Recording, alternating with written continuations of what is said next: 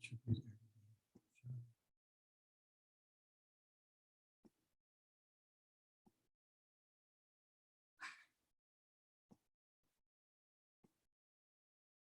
Okay. I did watch the video again, but I'm so nervous I've forgotten everything. And Sham, I can't remember how to let Martin record, even though I probably just watched that before I got on. Ah, yes, I can.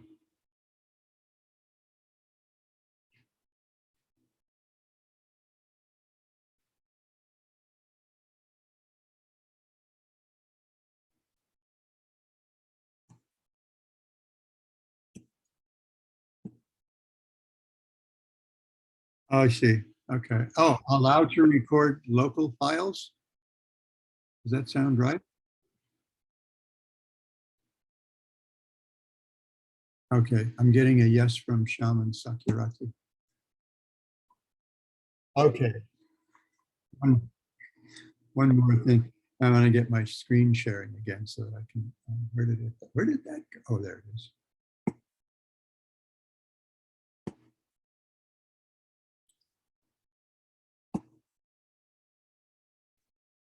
Oof, okay, is that working at least?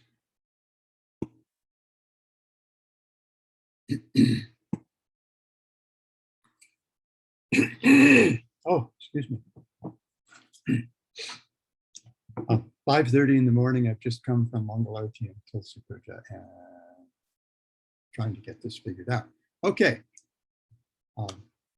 Om Jnana-timirandhasya Jnanam Janashalakaya Chakshurun Militam Dena Tasmai Shri Gurave Mukhaṁ Karoti Vachalam Pangum Bankayate Girim Jatkripatamaham Vande Shri Gurun Dinataranam Shri Chaitanya Manobhishtam Stapitam Dena Bhutale Swayam Rupakadama Yadati Swapadantikam Pancha kalpatarubhyascha kripasindhobhya eva cha patitanam pavanebhyo vaishnavebhyo namo. Okay, I'm more than delighted to be here with you all again. And Padmanabha Maharaj has invited me to speak this month on a project that I've unfortunately had on a back burner for too long. And that is exploring the greatness of Bhakti. So I've titled this series, How Great is Bhakti? Examining the Reach of a Powerful Force. And today, I just kind of want to share the genesis of this project, where it came from, why I have kind of adopted this as one of my projects. So I want to start at the beginning. And that is a verse from the 5th chapter of Srimad Bhagavatam's 1st canto. And this is the 19th verse. And so first I want to share the verse and then Srila Prabhupada's purport. We'll go from there. So the verse says, Navayajana jatu katanchana brajen mukunda sevyan vayaranga samsritam smaran mukundang rupaguhanam punal vihatu mikchen narasagraho janaha. My dear Vyas, even though a devotee of the Lord Krishna sometimes falls down somehow or other, he certainly does not undergo material existence like others, through fruitive workers, etc. Because a person who has once relished the taste of the lotus feet of the Lord can do nothing but remember that ecstasy again and again. This is a verse I've liked for a really long time. I don't remember when it first actually caught my attention, but it came very much to my attention, maybe 40 or 41 years ago, maybe, when we were being visited here in Honolulu by the devotee who was at the time our GBC representative, and this was probably 1980, 79, 80, something like that.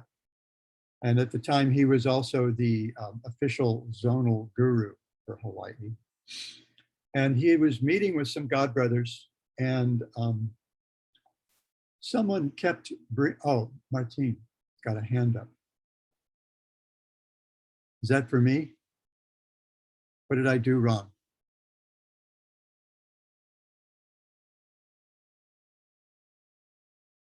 We okay?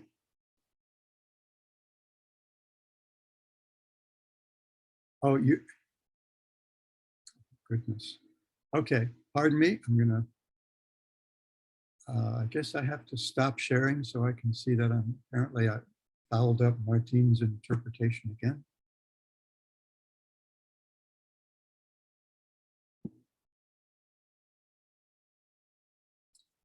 And, oh, asked.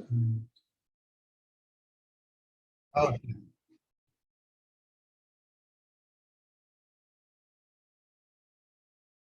oh, so we're all having fun. Okay, get my screen back here.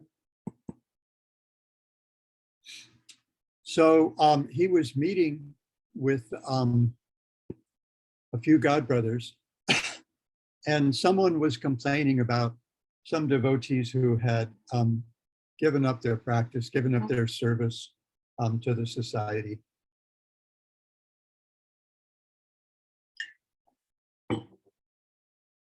And I think he must have referred to them as ex-devotees, because they were no longer associating with other devotees, no longer doing any of their service. So he looked at me and he said, Prabhu, can you get down the first volume of the first canto of Srimad Bhagavatam for me and open it to chapter 5, verse 19, and read that and the purport, please. So I did. And then after we read the purport, I'll share with you what he said after I read it. So, my dear Vyas, even though a devotee of Lord Krishna sometimes falls down somehow or other, he certainly does not undergo material existence like others, the fruitive workers, etc., because a person who has once relished the taste of the lotus feet of the Lord can do nothing but remember that ecstasy again and again. And in his purport, Srila Prabhupada says, a devotee of the Lord automatically becomes uninterested in the enchantment of material existence because he is rasagraha, or one who has tasted the sweetness of the lotus feet of Lord Krishna.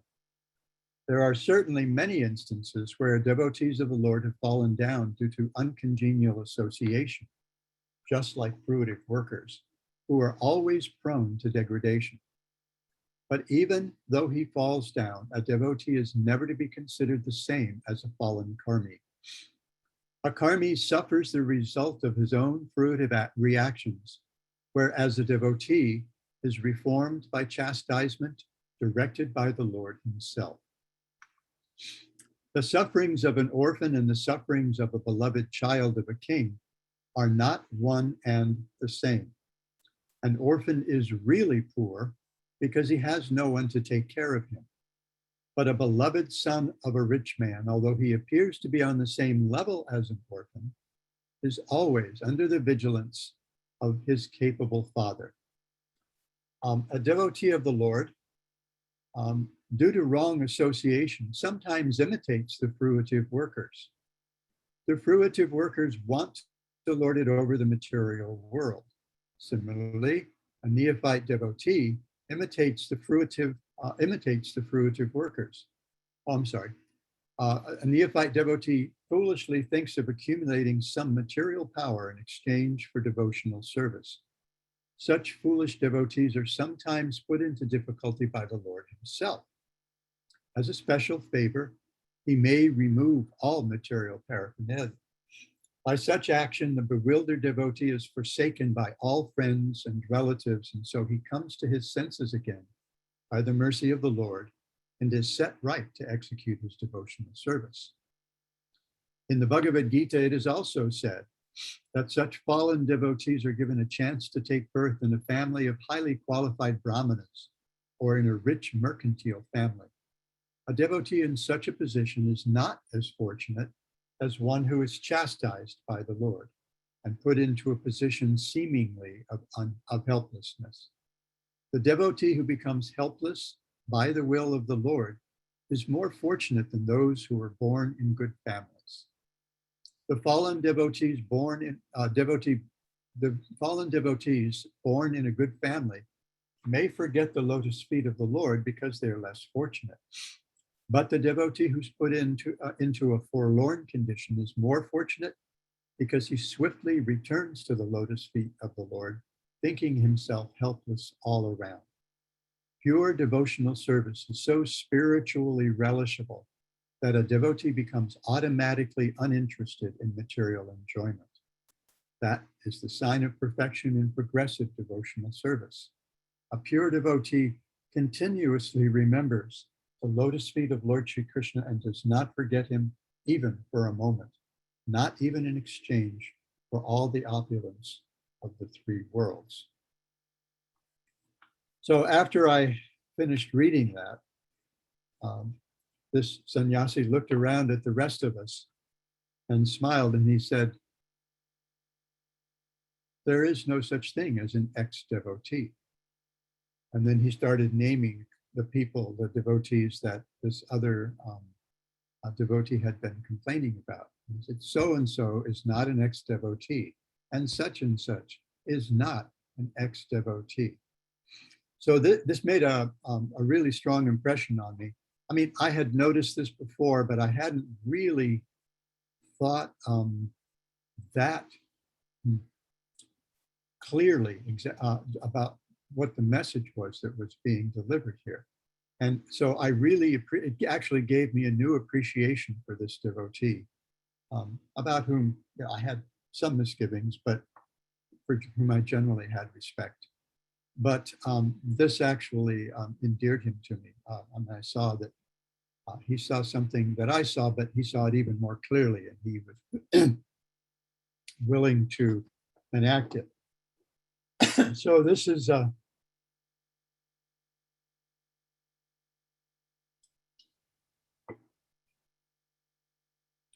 probably going back to the early 70s, then among my favorite verses. And then a few years ago, when I had access to Srila Vishwanath Chakravarti Thakur's commentaries on Srimad Bhagavatam, the Sarartha Darshini, when I read his commentary, it opened this verse up for me even more, and really, well, it kind of blew my mind. It was his Srila Prabhupada's purport to this verse is so generous, and it draws very much, especially at the beginning, from Vishwanath Chakravarti Thakur's commentary. But Vishwanath's language is so vivid and uncompromising that I had a whole new appreciation for what this verse says. So, why did I go back? But before I go to Vishwanath's, yeah, that's right. Before I go to Vishwanath's Tika, I wanted to take a look at the verse in context. So this is in the 5th chapter of the 1st canto. This is Narada Muni speaking to his disciple Vyasadeva, who he's found depressed, completely despondent. Even though he's compiled all these wonderful literatures for the benefit, for the upliftment of human society, he still felt so unsatisfied that Narada Muni encountered him sitting completely dejected.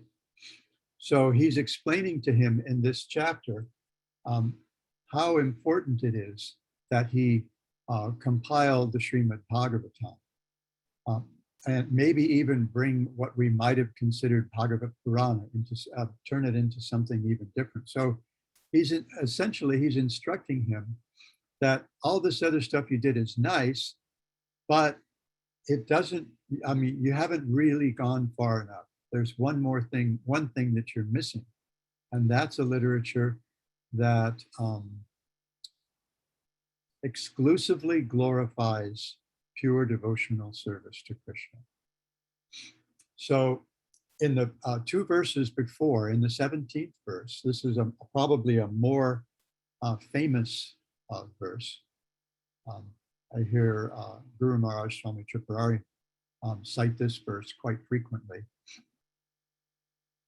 Narada says, Chipvaso dharmam charanam bhujam hare, bhajanna pakpo tapatit tato yadi, yatrakva bhadram abhura mushyakim ko varta apto bhajatam swadharmata. One who has forsaken his material occupations to engage in the devotional service of the Lord may sometimes fall down while in an immature stage, yet there's no danger of his being unsuccessful. On the other hand, a non-devotee, though fully engaged in occupational duties, does not gain anything. So what we see here in this chapter is that Narada Muni is glorifying Ashuddha Bhakti above everything else. So we see in these two verses, 17 and 19, we see a very stark contrast between Krishna Bhakti and absolutely everything else, every other path. So he says, a non-devotee, though fully engaged in his occupational duties, doesn't gain anything, because whatever we gain by engaging in Varnashram Dharma, by following the karma mark, is temporary. It evaporates, it expires. So there's no real gain by engaging in the four Purusharthas, no real gain at all, no permanent gain. The Bhagavatam begins, just as the Bhagavad-Gita ends with Krishna telling Arjuna, give up all your conventional conceptions of Dharma and just take shelter in me exclusively. And even if there's some difficulty incurred, some sin incurred, Papa, he says, some sin incurred in doing so, you don't have to worry about that. You don't have to concern yourself with that at all, because I'll take care of it. Masucha says, don't worry. So, so Dharma, Artha, Kama, and Moksha, the four Purusharthas, they're rejected at the end of the Bhagavad Gita. And then when we begin Srimad Bhagavatam, it picks up with the next step. Dharma projita kaitavotra paramo nirmatsaranam satam. So it tells us who's actually most eligible for understanding Srimad Bhagavatam, and that's those who have already completely given up all these. And here the language is even starker than at the end of Bhagavad Gita. Cheating religion, kaitava dharma. And Krishnadas Kaviraj, when he discusses that verse, I think in the 22nd chapter of Madhya Lila, in his instructions on the process of devotional service to Sanatana Goswami, when Krishnadas Kaviraj brings that verse up, then he asks, what do I mean by kaitava dharma?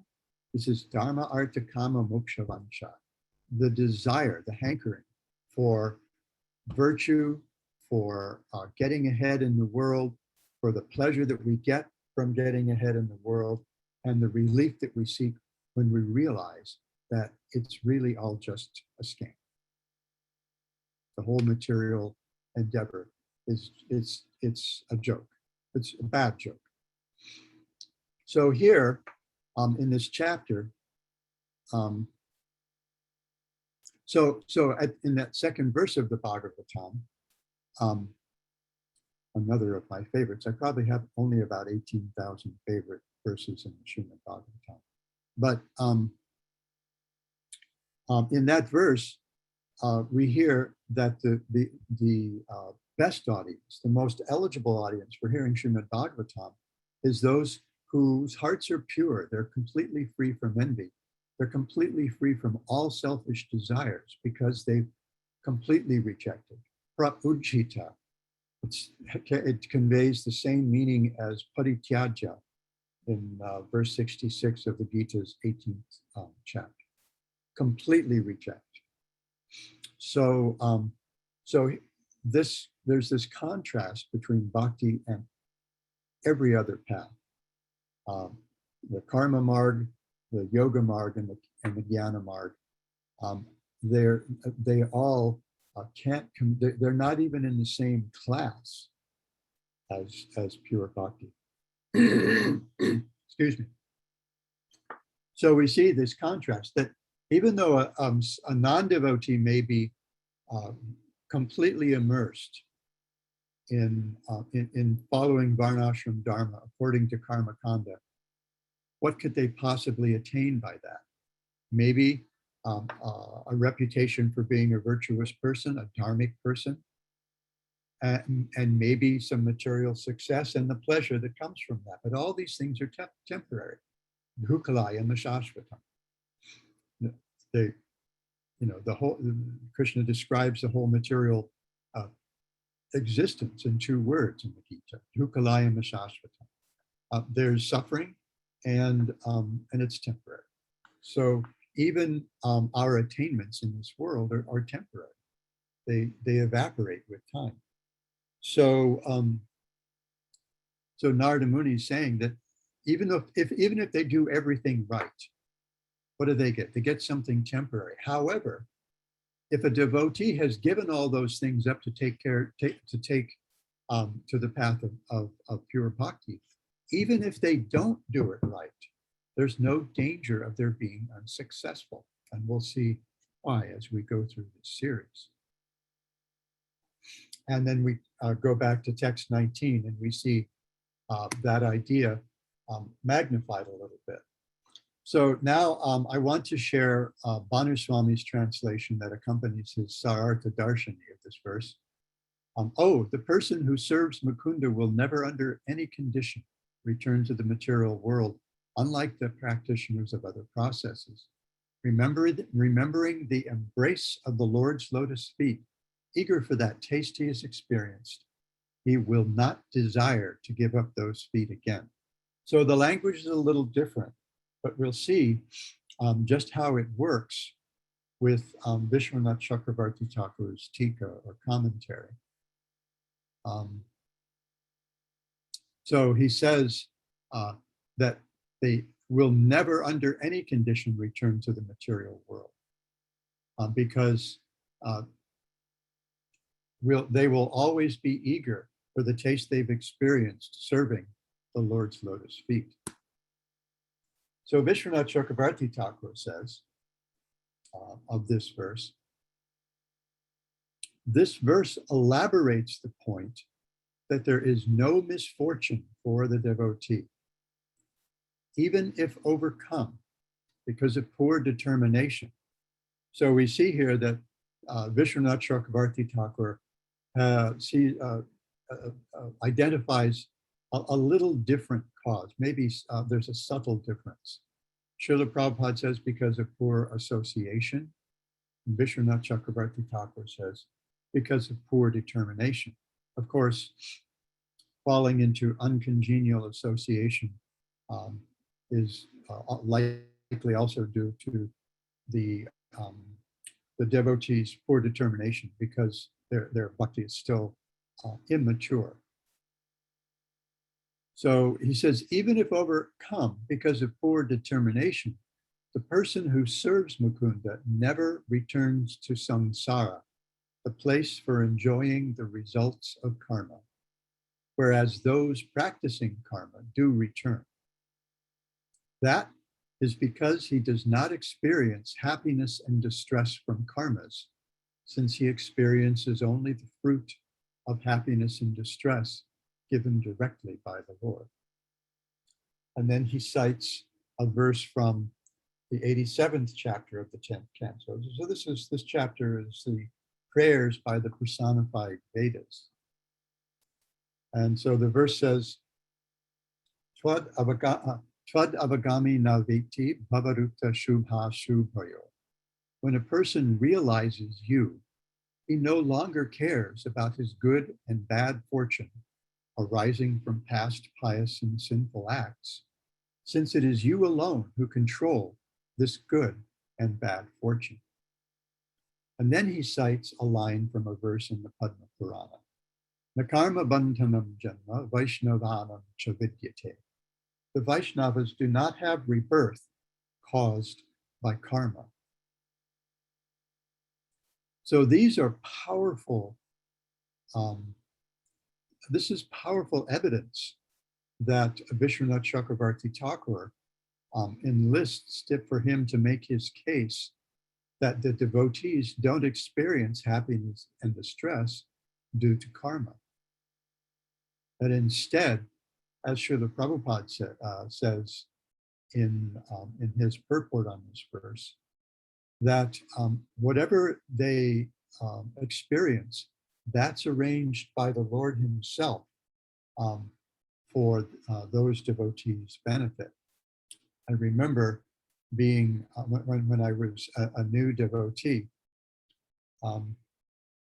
I can be a very physically active person, but I'm not very graceful. And so I would hurt myself in different ways. There was a branch of a tree that stuck out over the stairs coming up from our garage up to the yard.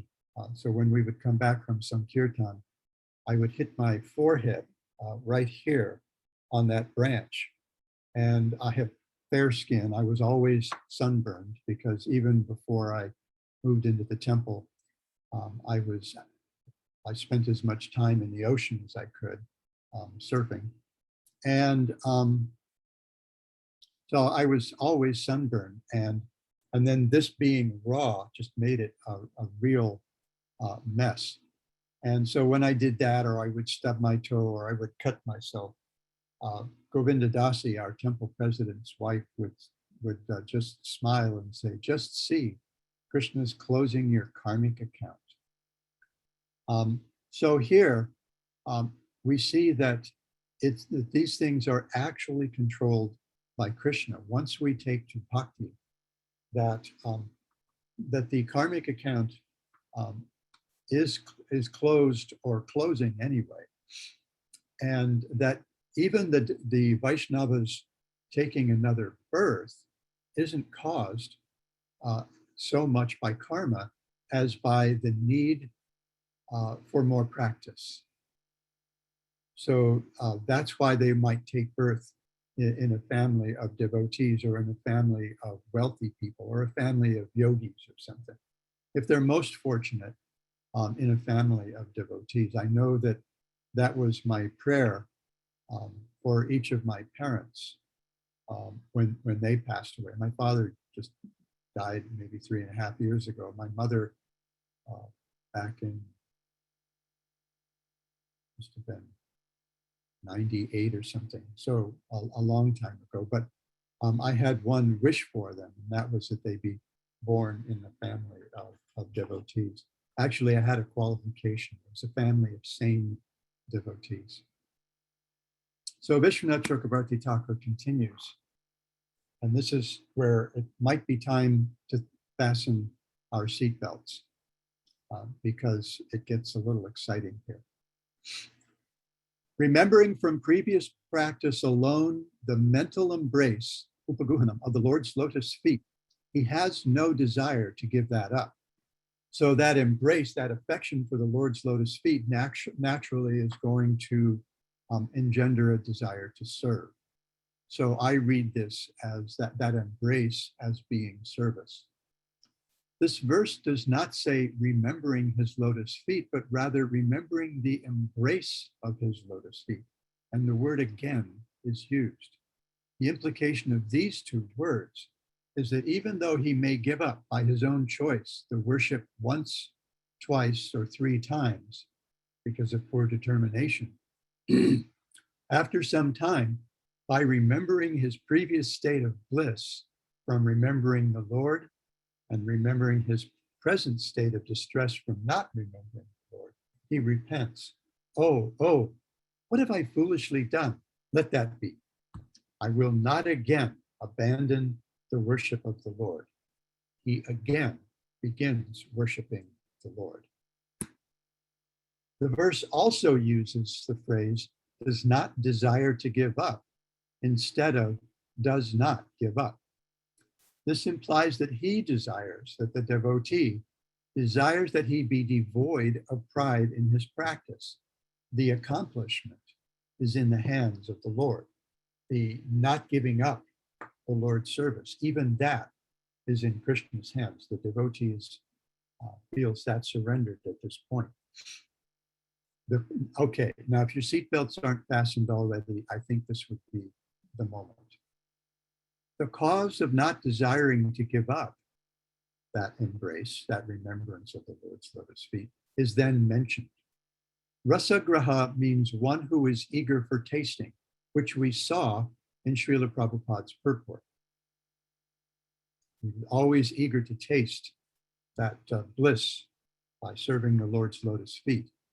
Or one who has a taste for something, one who has a taste which is something like a ghost, which cannot be given up, haunted by rasa. And I looked up graha in Monier Williams, and haunting is one of the translations for graha. So rasa graha means haunted by rasa. That is pretty intense. When I read that, my mind just kind of shut down for a moment, and I thought, wow, this is really something. In other words, we have found ourselves, once we have taken to pure bhakti, once we've taken to trying to practice pure bhakti, we put ourselves in the hands of a very powerful force. And we can't shake it off. Sometimes, when I see someone appears to be even hooked a little by a kirtan or by something that they read in Bhagavad-Gita or something like that, and it seems like it's over for them, I'll just say, yep, you're done. We just have to keep putting a fork into you. I mean, you're already, you're pretty much toast anyway. It's just a matter of time before you're actually done, before you're actually right. And we just need to be always eager to put a fork into you to check just to make sure when you are done. Haunted by rasa, as if by a ghost that you can't shake. And we've seen that in devotees. Devotees have I've had devotees who've gone, they've gone away from the association of devotees, sometimes for decades. And something happens and they find themselves kind of circling back and rejoining the circle of devotees. And they pick up, even as we see new devotees, apparently new devotees, although I have a number of friends, newer devotees, about whom it's clear to me this is not their first kirtan. But even the new devotees, you see that at a certain point, it's probably over for them. That ghost is there. So Vishwanath Chakravarti continues. The meaning is then that worship after. So here he's kind of, it seems to me here he's proposing one of his kind of Purva Pakshin ideas. So he's suggesting, okay, so the worship, that means worship after the stages of Nishta, Ruchi, and Asakti, because we're talking about rasa graha. There is certainly a portion of tasting rasa in a very covered form. I'm sorry.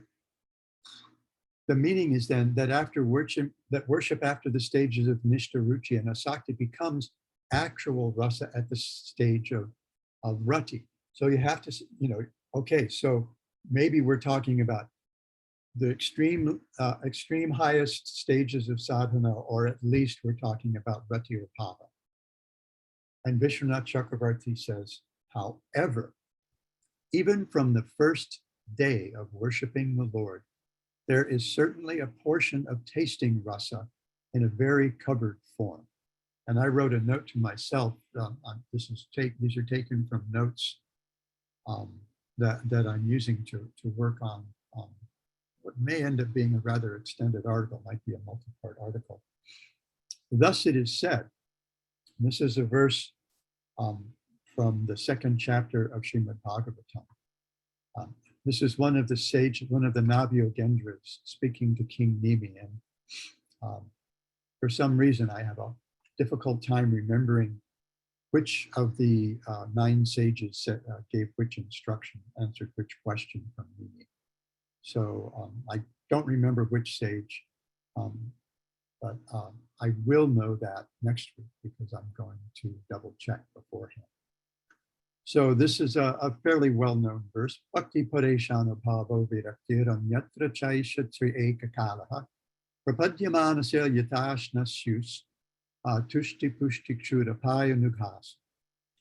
Devotion, direct experience of the Supreme Lord, and detachment from other things. These 3 occur simultaneously, and I would add progressively, for one who has taken shelter of Krishna, in the same way that pleasure, fullness of the stomach, and relief from hunger are experienced simultaneously with each bite for a person engaged in eating. Oh, so that's the end of the slideshow. Now I need to get that back and examine it again.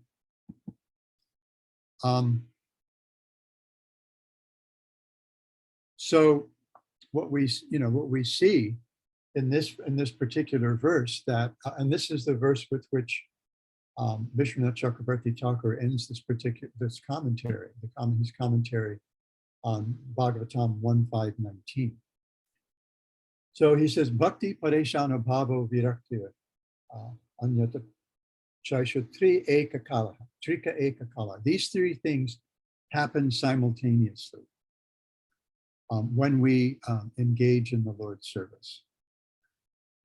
Some devotion, some bhakti is there, and then pareshana bhavo, some experience of the Lord. And some people might say, well, but really that's for higher stages. But we've had tastes, little, maybe sometimes free sample tastes.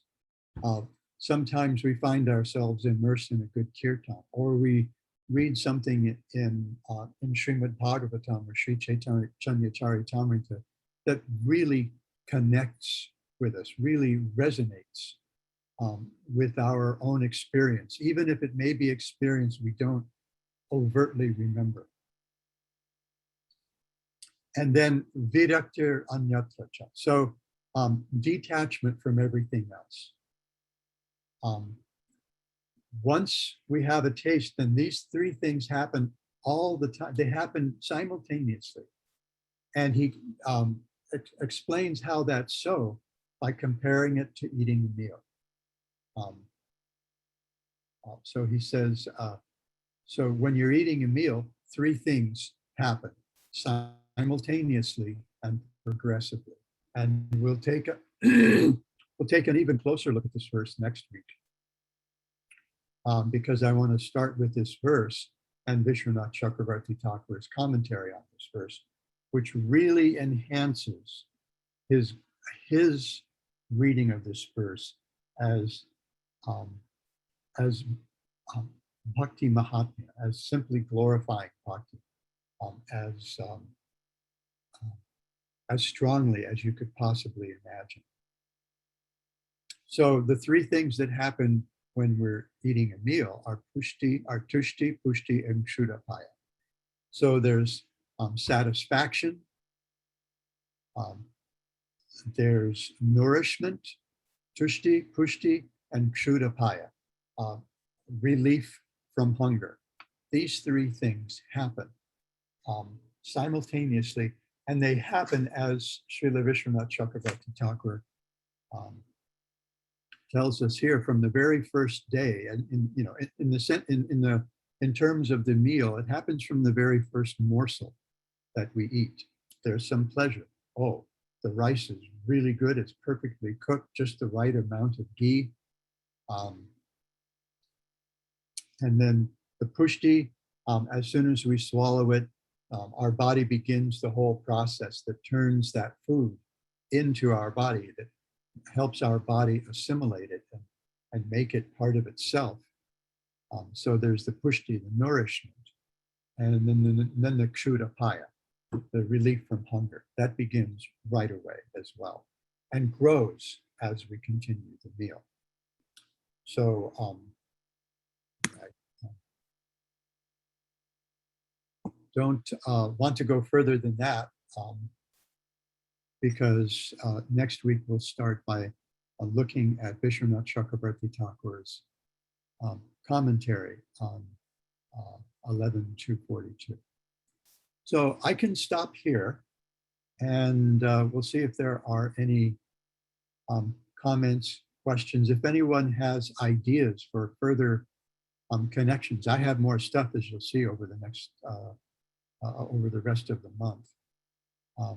But I'm sharing this in a kind of in a way that academics share projects that they're working on when they go to conferences. They'll do maybe an 8-page paper based on a book or an article or chapter of a book or an article or something that they're writing to see what kind of feedback they get from their colleagues.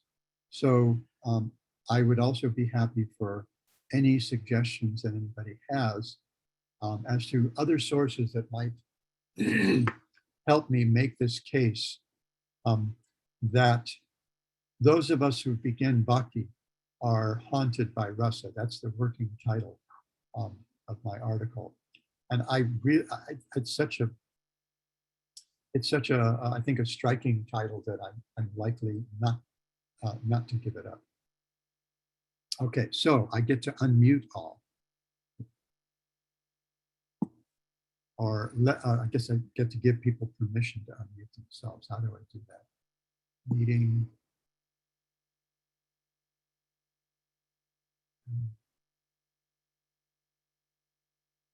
Oh, well, I guess I ask all to unmute, I hope.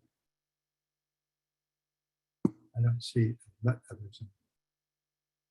Okay, so questions or comments?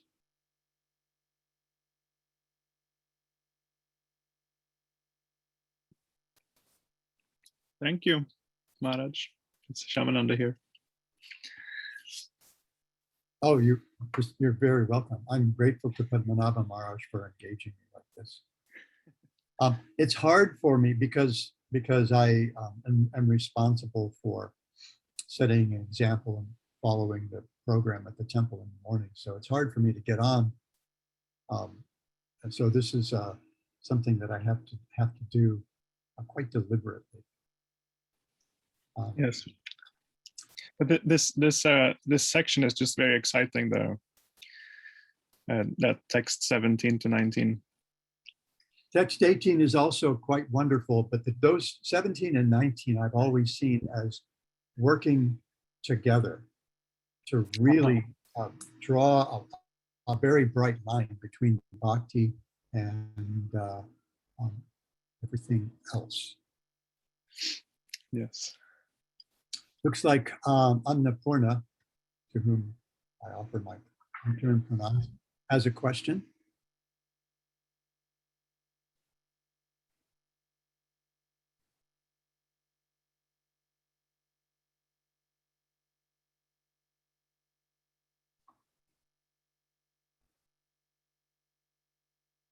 Mhm.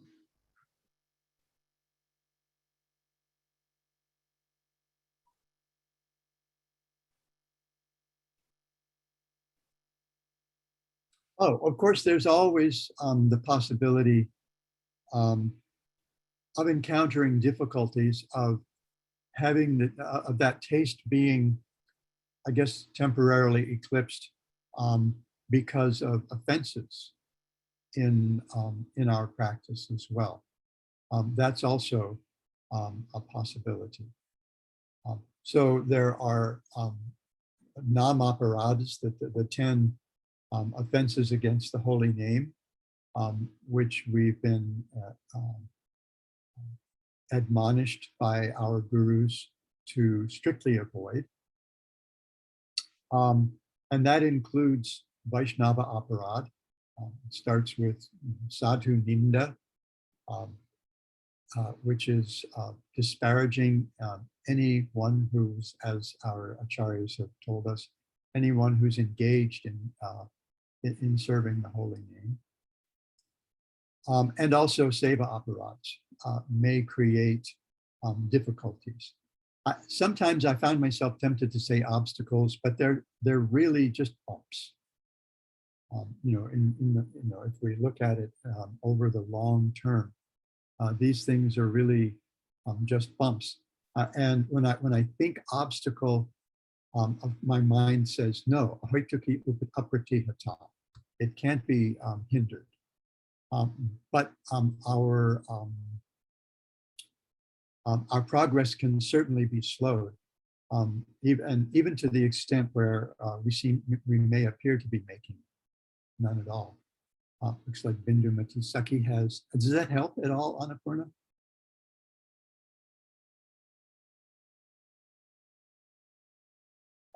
I hope that's a yes.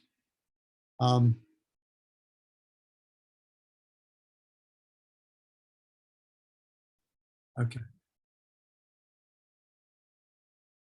Yes.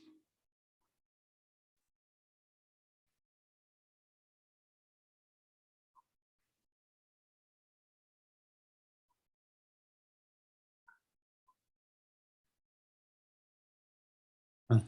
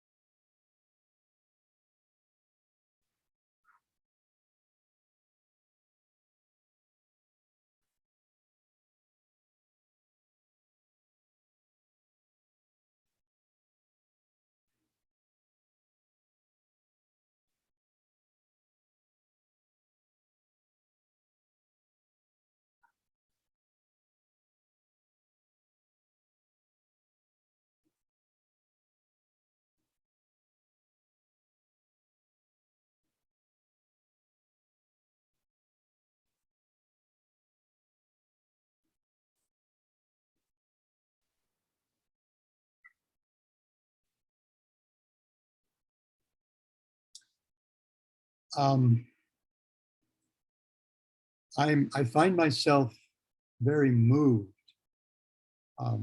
by what Bindu Matisaki is sharing with us. I mean, this kind of vulnerability, this is one of those 6 exchanges among devotees that Srila Rupa Goswami writes about in Upadeshamrita.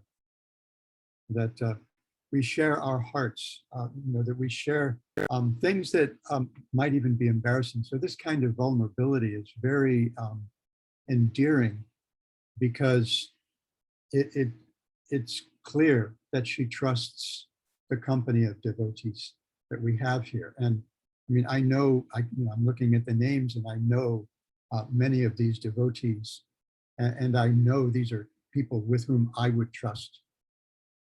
I could trust my some misgivings or something. I know Krishna Chaitanya Kanuram Mahara. I know Sakyarati and Shamananda. I mean, these are devotees I would trust my life with. I would trust my spiritual life with, because I know them that well. So I'm particularly touched that that Bindumati would share this with us. And guess what? Bindumati, you have plenty of company. Probably most of us are aware of little places in our practice that may be a little thin, that may not, that may need more attention, so that we can continue, to progress and progress more rapidly. And I think you're sharing it with us here in the company of devotees goes a long way, and it shows your sincerity. And as Srila Sridhar Maharaj says about that verse in the 6th chapter, Nahikalya Kritkashchit, says, he reads it as saying, sincerity is invincible. So the sincerity that moved you to trust us, to share that with us, that will help you to do better, in your practice. It's not unusual that sometimes devotees, especially devotees who have to live in the world, they may sometimes not be so careful about offering everything they eat, or if they remember, it's a kind of offering that they may not be completely satisfied with. But Krishna is Bhavagrahi Janardana, as we see in Sri Chaitanya Bhagavat. He accepts the sentiment. We see in Bhagavad-Gita where Krishna says, Patram Pushpam Palam Toyam Yome Bhaktya Prayachati. It's the bhakti he accepts, the ingredient that makes everything else acceptable, even if it's something as simple as a leaf, a flower, a piece of fruit, or even just some water. What makes it acceptable is the devotee's bhakti. So whatever extent to which we do have bhakti, and we see that in you, in that you keep the association of devotees. You seek out the association of devotees. You want to hear as much as possible. So that sincerity will overcome whatever insufficiency you may feel is there in your bhakti. Krishna knows our hearts. So in the Chaitanya Bhagavat, I don't remember who's speaking here, but the text says that some less intelligent devotee may make an offering saying Om Vishnaya Namaha instead of Om Vishnave Namaha. But even though he may not know Sanskrit grammar very well, Krishna can see what's in that devotee's heart, his or her heart. And whatever bhakti is there, that is such a powerful force that it moves Krishna to accept it. So he says in that verse, if they offer it to me with bhakti, I'll accept it. Even if it's something as simple as just a leaf, a flower, piece of fruit, or some water. Bhavagrahi Janardana, sincerity is invincible. And I'm more grateful than I think I can gracefully say for for your vulnerability, for your trusting us enough to share that. And I thank you for it. My day is starting off great. Anything else?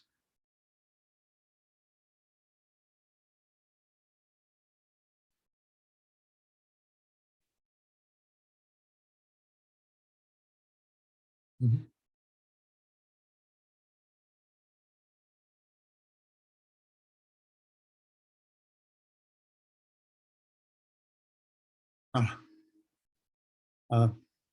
Thank you. Thank you for pointing that out. A little embarrassing, that kind of thing, a little embarrassing, but I'm learning to accept and embrace. My friends are teaching me that. They've been teaching me for years, especially friends like Kanaram, Mahara, Krishna Chaitanya. They've always been helping me accept those things without getting too aw shucks, getting too bashful. Krishna Chaitanya Prabhu, did you have something to share? I see you coming and going in your video, so I wonder. You're muted. Ask to unmute. I thought I asked everybody to unmute. All right. Okay, yeah.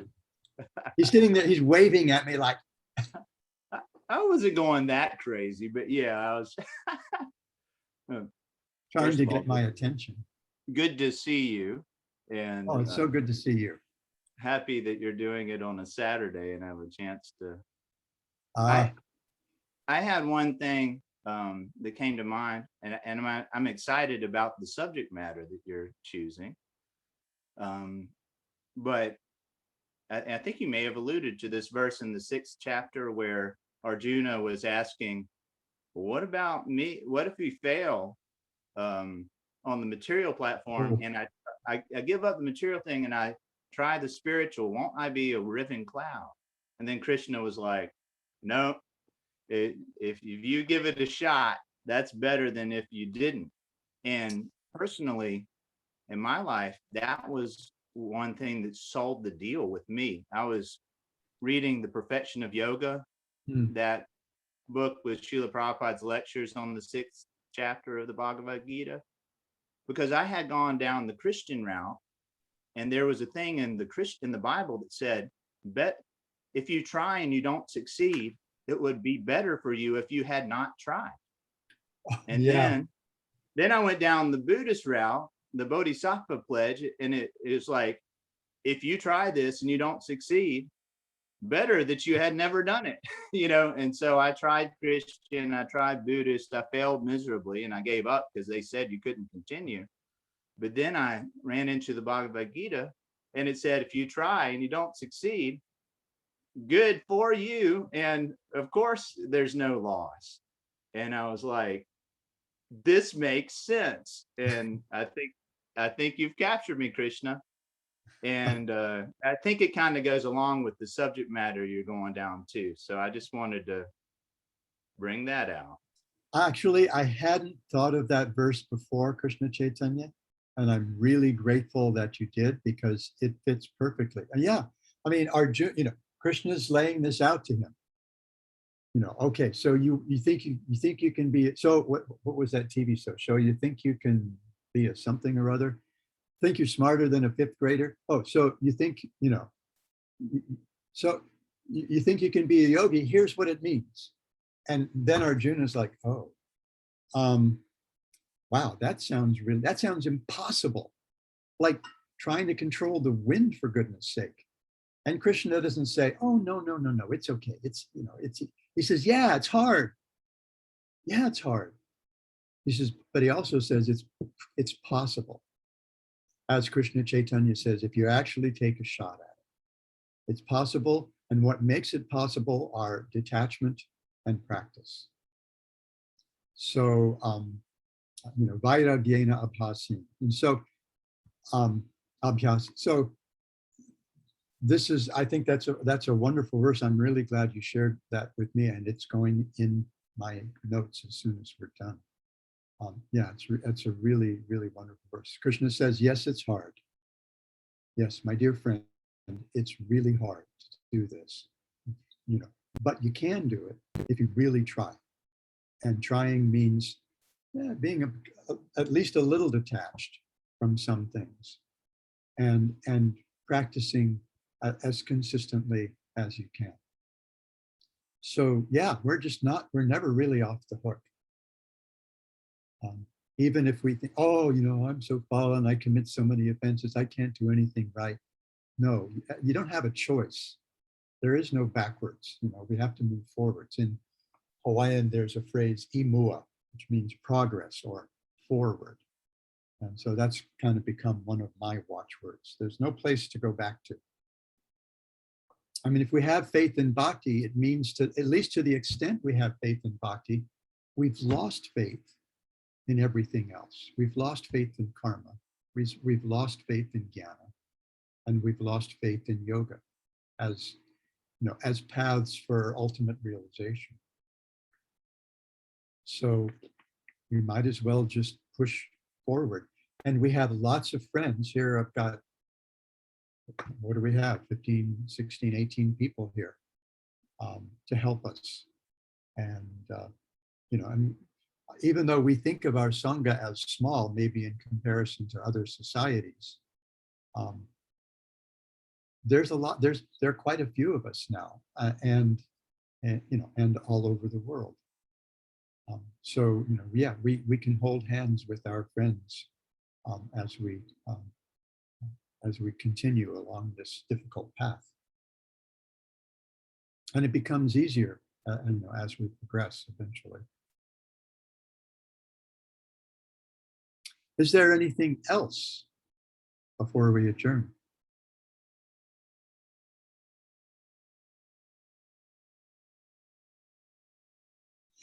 Okay, well, I thank all of you, especially those of you with questions and comments.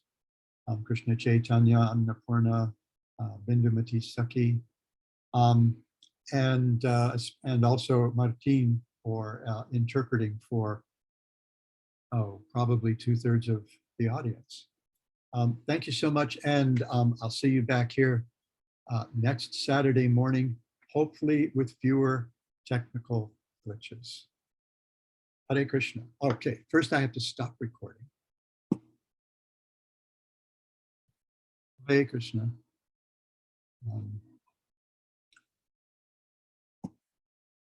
Stop cloud.